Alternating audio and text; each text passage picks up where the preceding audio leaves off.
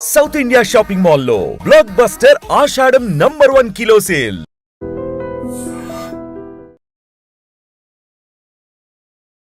Hi hello నమస్తే welcome back to iDream media.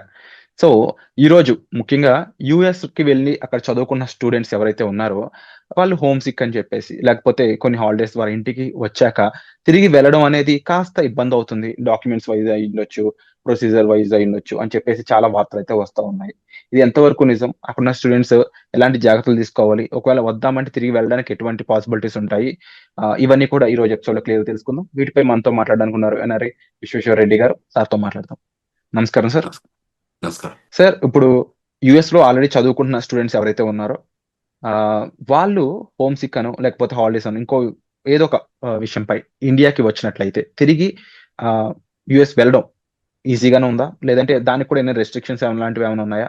వాళ్ళు తీసుకోవాల్సిన జాగ్రత్తలు ఏమైనా ఉన్నాయా? కాస్త చెప్తారా?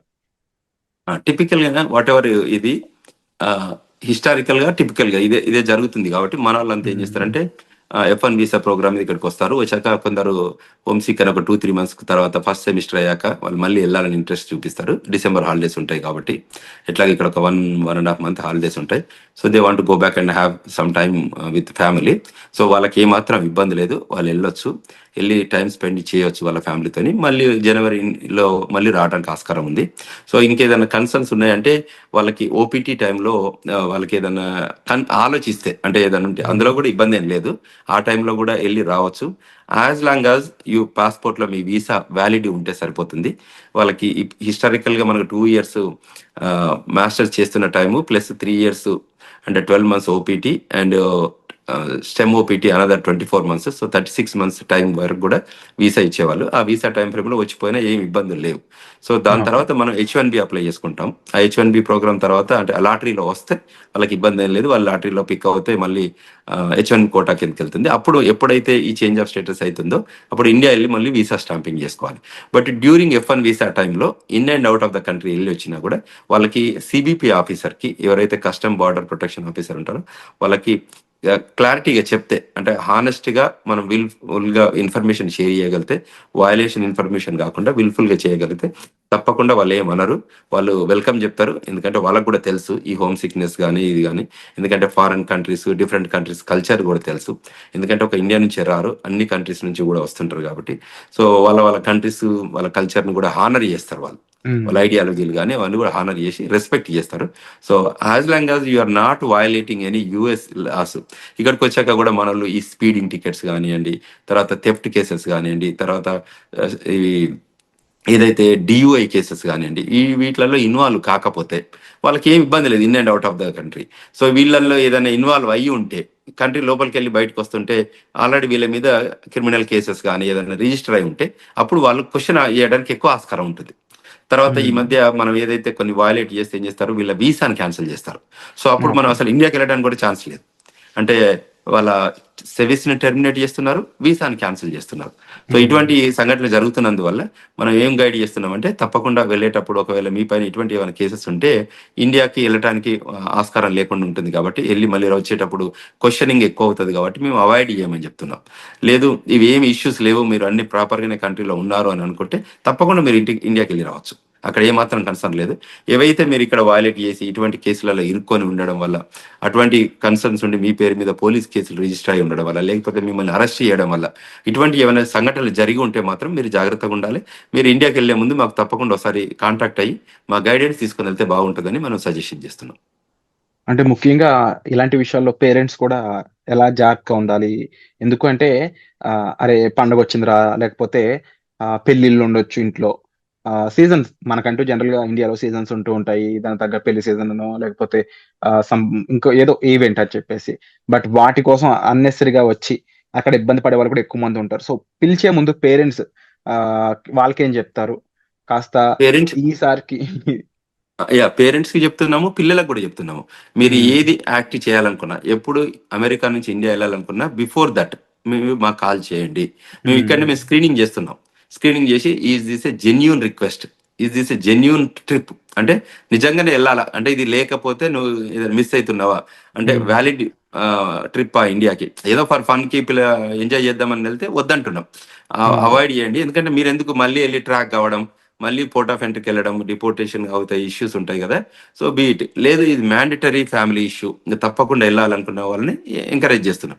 But at the same time అన్నిటికంటే ముఖ్యంగా ఏంటంటే ఎవరైతే విద్యార్థులు అమెరికాకు వస్తున్నారో వాళ్ళు మాత్రం ఇక్కడ జాగ్రత్తలు ప్రాపర్గా తీసుకుంటే, పేరెంట్స్ పాపం ఎప్పుడు పిల్లల్ని చూడాలని అనుకుంటారు. సో పేరెంట్స్ కాకపోతే ఇప్పుడున్న సోషల్ మీడియాతోని వాటితో ఇప్పుడు ఫేస్బుక్లు కానీ వాట్సాప్లు కానీ ఇవన్నీ వచ్చాక, ఫేస్ టైంలు వచ్చాక, ఫోన్లలో ఇవన్నీ వచ్చాక వాళ్ళకి ఏంటంటే పక్కనే ఉన్నట్టు అయిపోయింది కదా అంతా. సో అవును. ఒకప్పట్లో ఇది ఏంటంటే వీడియో లేనందువల్ల ఇబ్బంది అయ్యేది, కానీ ఇప్పుడు ఫేస్ టైం వచ్చాక మనం కంట్రీలో అంటే you don't have to travel every time.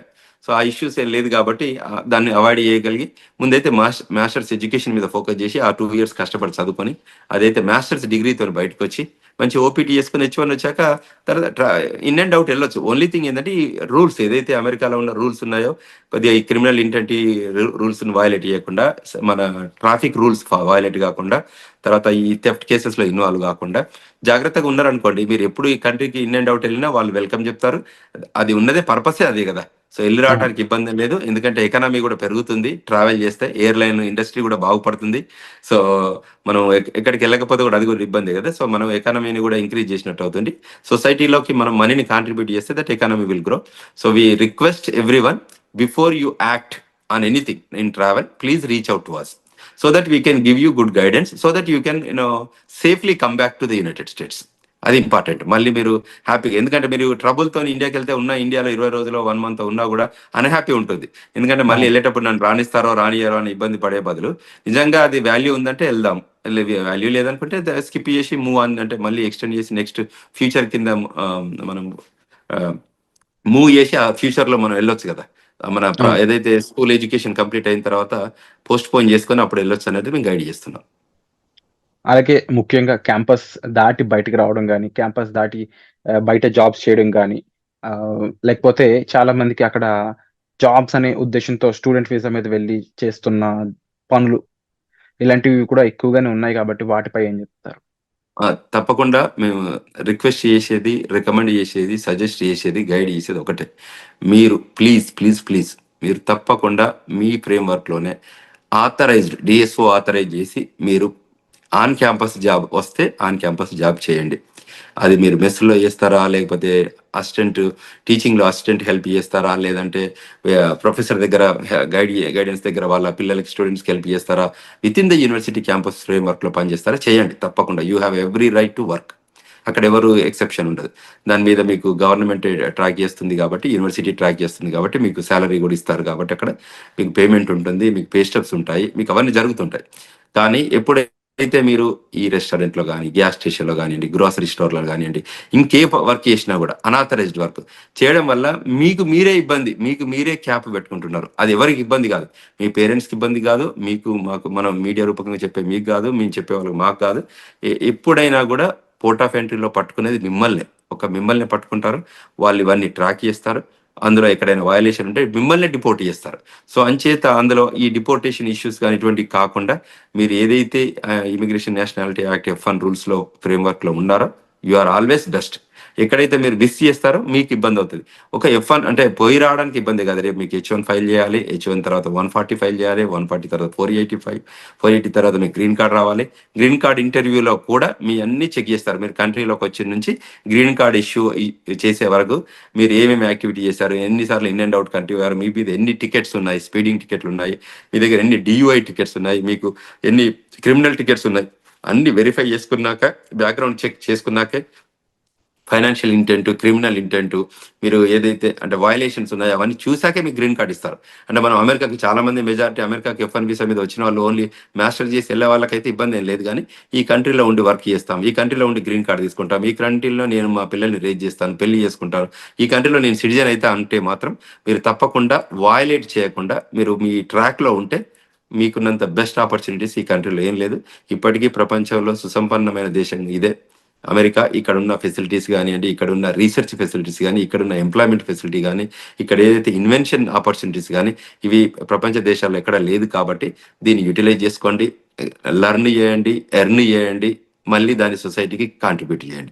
Definitely మీరు చెప్పిన విధంగా ఇలాంటి రూల్స్, రెస్ట్రిక్షన్స్ అన్ని ఉన్నాయి కాబట్టి చాలా జాగ్రత్తగా ఉండాల్సిన అవసరం స్టూడెంట్స్ కి ఉంది, అక్కడ ఉన్న స్టూడెంట్స్ కి. అండ్ అంతే కాకుండా ముఖ్యంగా H1B మీద ఉన్న వాళ్ళు అయి ఉండొచ్చు, ఎంప్లాయీగా అక్కడ ఫైనాన్షియల్ సిచ్యువేట్ అయ్యి డెవలప్ అవ్వాలనుకున్న వాళ్ళు ఉండొచ్చు. ప్రతి ఒక్కరు కూడా తీసుకోవాల్సిన జాగ్రత్తలు ఇవన్నీ కూడా. ముఖ్యంగా స్పీడింగ్ వల్ల వచ్చే టికెట్ వల్ల కంప్లీట్ కెరియర్ లాస్ అవుతుందంటే it is not the right thing. కాబట్టి అక్కడ ఉన్న రూల్స్ తగ్గట్టు మనం ఉండాలి, కాబట్టి జాగ్రత్తగా ఉండాల్సిన అవసరం మనది అని చెప్పేసి మీరు చెప్పడం మాకు చాలా ఆనందంగా ఉంది. అండ్ డెఫినెట్లీ లాట్ ఆఫ్ ఇక్కడ ఇష్యూస్ మీరు డిస్కస్ చేయడం జరిగింది. And thank you so much sir.